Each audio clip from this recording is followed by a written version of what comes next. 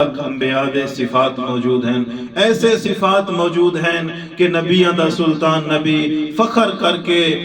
کر کے ناز کر کے سر اٹھا کے ہر جگہ تے آدے ہیں من ارادہ ان ینظر الى آدم فی علمہ وَإِلى نوح فی علمہ وَإِلى ابراہیم فی خلتہ وَإِلى موسیٰ فی حیبتہ وَإِلى عیسیٰ فی زہدہ وَإِلى یوسف فی جمالہ، فرمایا اللہ دا نبی فرماویں ہاں اگر کوئی آدم دا علم دیکھنا چاہندے، نوح دا علم دیکھنا چاہندے، ابراہیم دی خلت دیکھنا چاہندے، موسیٰ دی حیبت دیکھنا چاہندے،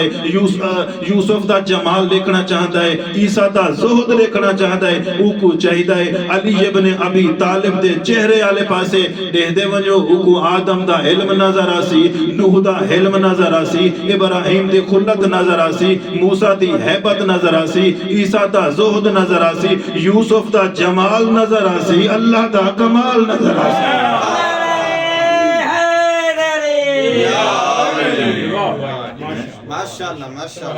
اللہ دا سونا نبی، نبیاں دا سلطان نبی ہر جگہ تے فخر کر کے فرماویں ہاں کہ میں علی ابن ابی طالب دی تربیت کیتی ہے۔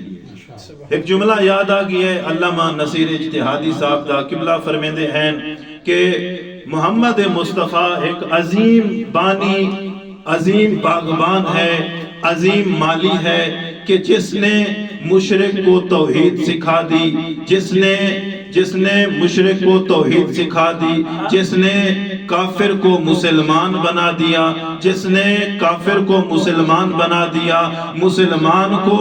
صاحب ایمان بنا دیا، صاحب ایمان کو سلیمان بنا دیا، سلیمان کے مولا کو کل ایمان بنا دیا۔